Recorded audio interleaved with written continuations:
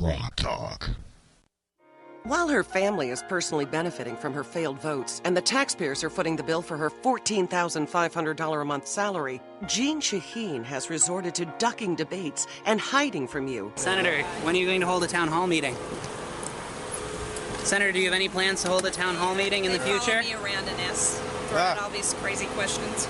Her ducking and hiding has even caused the Foster's Daily Democrat to wonder if Shaheen has gone Washington. Unfortunately, Senator Shaheen can't be bothered to answer to her constituents, and her team offers little more than scraps. Would you like a doggy bag? Would you like us to feed you poor guys standing out in the rain?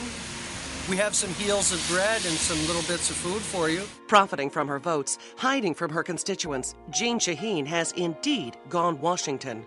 In the future? They me around and ask throwing all these crazy questions. Would you like a doggy bag? Would you like us to feed you poor guys standing out in the rain?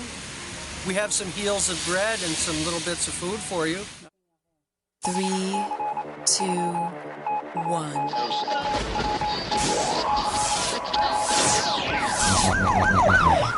We'd like to welcome you to another edition of GrokTALK, brought to you by New Hampshire's leading conservative blog site, GraniteGrok.com. We are your feared extremist, right-wing, hard-charging, gun-toting, opinionated, outspoken, rabble-rousing, letter-writing, radio microphone stomping conservatives and rational libertarians. So get ready for more news and opinion you could only get from GraniteGrok.com. GrokTALK. All right. Welcome back to segment 4, GrokTALK, October 25th, 2014. Happy birthday again to Kimberly Morin. Birthday! Happy birthday. And happy birthday to Zach my McDonald as well. son Zach. We won't ask how old any of you are. Good choice. Yeah, it is. So anyway, reminders, as usual, to check us out on Spreaker, iTunes, TuneIn, Stitcher, and iHeart. We are on Twitter and Facebook. Just look for Granite Grok. And, of course, we have now over 1 million views on YouTube with 2,500 some odd videos. So check us out there. Sometimes you'll see the show there. Sometimes you won't. But there's tons of interviews with all kinds of candidates from all over the nation and around the state. And nobody else does it the way we do. We put the whole video up. We don't edit it. We don't look for sound bites. You'll get to see the entire conversation, the entire event, the entire speech, the whole deal. So you can, get it all right there. I'm going to repeat that off of Walt Havenstein. The whole speech. I won't chop it up. There you go. All right. I won't talk. So we're going to move into our next segment. We have another New Hampshire House candidate here, and geez, there's so many to choose from. We could have them all in if we had that many weeks, but we don't. Guy Comtois here. Guy, thanks for coming in, and you're running for what seat? I am running for Belknap 7, Belknap which is 7. Town of Bonstead. Okay, Bonstead. We had the town. Yeah. We didn't have the number. I was confused on the number, so I didn't give it. All right. Well, welcome to the show. Thank you. And let's just get right to it. Why are you running? Well, who wants that kind of attention? especially this time around. Well, it's simple. I mean, and I talk about this whenever I can, and I'm kind of surprised how little people seem to get enraged about it. But we are the first generation that where our children cannot expect to have a better quality of life than us in the history of the United States. We're the first generation. And I personally, I saw this coming in the 90s. I was involved in politics starting early, like 1991. And one of the reasons why I went to Bonstead, moved from Pelham to Bonstead and bought 93 acres, because I have 2 sons, because I saw that this was coming. I saw that they're not going to have much of a chance. And I was trying to prepare for them and to get ahead of it so that I can leave it to them and then actually have a head start. Because if you don't have a head start with the mounting debt on the federal level and the back and forth with the state, you grab control, you straighten out the debt, you lose it, you go back into debt. They're not going to have a future. And, right now in New Hampshire, we have the oldest workforce in the country, which means our children are leaving. Yep. And they're leaving because they want high-tech jobs. They don't want government jobs. They want a chance to, I was talking to a person I wrote in with. It's like government jobs are limited. Yeah, there's good pay, there's good benefits, but you're limited. Yeah, you kind of have to be a liberal. You're ultimately limited by when you run out of other people's money. The government jobs can't last forever. And by the way, all you government employees that think you're going to have a nice fat retirement, just remember you may have 100% of a wonderful benefits package, but it's going to run out of money eventually. Right. And when you've got that 100% of nothing, because you wouldn't settle for a 401k instead of taxpayer-funded benefits for life, well, you're going to have more life than you're going to have benefits. That's not a way to go. No, we're a fiscal Pompeii. And Mount Vesuvius is Washington, D.C., and it's $18 trillion. And when it blows, and it's going to, I've always told my sons when they were young, I said, this is the big problem with borrowing money. The people you borrow it off of want it back. Well, that's the catch. It's more like a black hole. Actually, when it gets to a certain critical mass, it's going to suck the entire country down into it. Or Europe will fall. You know, we're constantly propping up Greece, Spain, Italy, behind the scenes. Yeah, there you go. Talking about Pompeii, I mean, Greece has gone bankrupt again, and the Germans are saying we're not paying this time, and the Italians are spending way more than they're making. 220%. Which means that the only thing that's keeping them propped up is having an Italian running the European Central Bank and printing it for them. Right, and it's all it takes. It's all it's ever taken us. So what does New Hampshire need to do? Well, New Hampshire needs to get back to the mentality of the New Hampshire advantage. I mean, we're 44th friendliest for business now. Yeah. We're like two away from California. Yeah. I mean, California. I mean, so again, with the oldest workforce, means the children are leaving. Means we have to start getting business friendly again. We have to. And it always amazed me with governors how they don't go out and court business. You know, I mean, let's face it. Court some of the major gun manufacturers in Connecticut. Connecticut's probably one of the worst states on firearms. Go down and see what you can do. Look, New York just did that 10-year. New York, 10 years, no property taxes, no business taxes if you move your business into New York. And Como. That's a joke because that excludes a ton of businesses from True. doing it. True, but the plan is good if you actually went out and actually tried to do the plan the proper way. It'd be a great thing. Yes. Yeah. And why is the governor just running around, seeing what they can spend, throwing money at this group, throwing money at that group? It's always.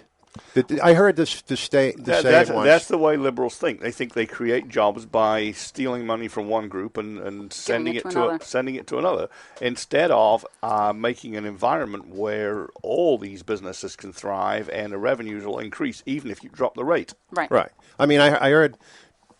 What's the difference between a politician and a statesman? Politician worries about the next election. Statesman worries about the next generation. Mm-hmm. And we have a bunch of politicians running around. Just for the 2-year, they live life in 2-year bits. You know, we got a year they're not going to really be on us. The election year they're going to be all over us. Get through that hump, and it's this one big cycle of tossing money here, there, just so they can get the most amount of votes to get back in again. And you wonder why Washington isn't going to do anything about this financial cliff. Is because if you do get out there and you do vote to try to help the next generation, like we have, they kill you in the papers. You know, you're anti-family, you're anti-community, you don't like the disabled, you're against the elderly. That's what we were talking about. The messaging of the progressive left is the thing that does a lot of damage because we give credence to it. Right. We actually start falling back and going, ooh, let's not take up that debate. Because, they do have a media advantage that's very difficult to overcome. And, of course, we try to do what we can. At Granite Rock, you've got, Fox News tries to do something different than the rest of the media. WBIN is trying to be a little bit different. So now we may have some TV in the state that isn't as far left or doesn't contort or cherry pick the message, they would. And it's tough. It is tough. When the left is against you, they have all these guns. They have the great big broadside, and you're sitting there with your little pea shooter. Let's talk about guns for a moment, because with the current with the current left-leaning legislature and governor in this state, we're already starting to look unfriendly towards gun manufacturers. Well, let's see how that's worked out for a few other states. The gun manufacturers are leaving Colorado. Maryland. They're leaving Maryland. They're probably going to leave Connecticut. They're probably going to leave New York, and we do not want them to leave New Hampshire. Wouldn't it be a tragic irony if gun manufacturers moved en masse to socialist Vermont because it's the only place where they don't molest guns? Yeah. Isn't that a sad thing? It is. And it's just, it's damn the torpedoes. They know we literally 3 years ago in the House, I forget what spending bill it was, but one of the representatives got up, a spender, and said up in front, well, we all know we're on the Titanic. What are you going to do about it? Oh, my God. And it's like, well, I don't know, start bailing? I mean, what does that mean? It means to be more careful of the damn icebergs because the ship's not unsinkable. Or it means just give it up and just go along with the flow because you're a bunch of lemmings and it's going down anyway, which is what they do. We know what happens to lemmings. They go over the cliff, and we've had a couple of fiscal cliffs already. What I'm going to be more crass about the current batch of politicians. You said the difference between a politician and a statesman, Guy, and I think that's a good one. But there is one next generation that the politicians do think about. Their own. Right. You notice that they feather their own nests. They make sure they're in the right kind of investments because they know what the wrong ones are, and that they and their families will be taken care of. But the rest of you, you're the suckers that are paying for their lifestyle until the proverbial excrement hits the ventilator. Right. And it's up. Yeah, you're right. It's upside down. I mean, Ben Franklin used to always end his letters, "Your humble servant, B. Franklin." You know what I mean? And we don't have that. We're the servants. We're serving them. Anytime you have lawmakers in Washington that spread out this Obamacare, but we don't have to use it. Well, if it's so good, how come you're not using it? And we stand for that.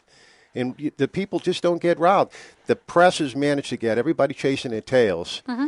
And back to the Titanic thing, one of the problems we have in the United States is we always seem to be unsinkable. I grew up during Vietnam, was on every night.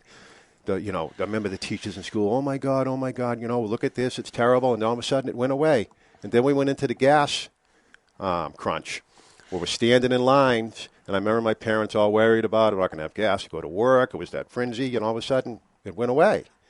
And then everything we seem to get into after a few years goes away. This one's not going to go away. And the debt keeps mounting and mounting and mounting. So it's just like before they understood hurricanes. I think in 1938, once the eye was over them, they thought they were out of the hurricane because everything calmed down. It was just the beginning, and that's what we get. We come out of a fiscal problem. We're in the eye of the hurricane. We're looking around going, we get out of that one. But that is the huge problem, and it's something that's different from all the other previous. Yes. I mean, we've talked about Roosevelt. We've talked about going back to Wilson. We've talked about how they did things that we haven't seen yet. Thugs in the streets, people putting signs on their businesses. I mean, it's like, just so they'd get business because the government made them do it. Mm-hmm. And we did recover from those things, but it's always been about the debt. They bitched and moaned about $9 trillion, and then they doubled it.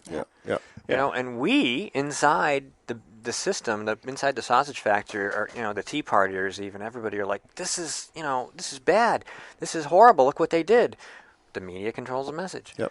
They have convinced a lot of people that the Tea Party stands for something other than reducing spending, local control of government, a little bit more personal responsibility, because that comes with moving that money down into the local government. If you're going to take $8 trillion in spending or whatever it is and move it back down into the states, people locally have to take control because the same a-holes that are in D.C. will go, money, money, money, money, and they'll take over your town and your county and your state, which is why we like to have gentlemen like Guy on, because we want to vote for people who understand that if they take the power from government, it becomes theirs. Exactly. And so they have to be mature about that. And so does the responsibility. So, Steve, I think I smell a break coming up. We do. In which case, we need to let Guy expand a little more on his principles. Yes. Well, what we'll do is we'll take a quick break, and then we're going to just talk about what you want to talk about. Because it's clear that Guy is in violent agreement with personal responsibility and small government. Violent agreement? We'll some specific issues, and exactly. We'll be right back. Shaheen said, if you like your current health plan, you can keep it. That's not true, Senator. 22,000 New Hampshire citizens have been kicked off their insurance plans. Hospitals in Rochester, Concord, and Portsmouth, they aren't allowed to provide care under the exchange. Senator, you were wrong in your comments. You should apologize for your misleading remarks. I'm calling Senator Shaheen at 750-3004 and telling her I want my doctor back. You should too. Paid for by saberpac.org, not authorized by any candidate or candidate committee. On healthcare, Jane Shaheen didn't tell the truth. You can keep your insurance if you like it. It will increase choices for families. It will promote competition. The facts. More than 20,000 New Hampshire patients have had their coverage canceled. And Obamacare offers only one insurer on New Hampshire's individual market. So next November, if you like your senator, you can keep her. If you don't, you know what to do. Ending Spending Inc. is responsible for the content of this advertising.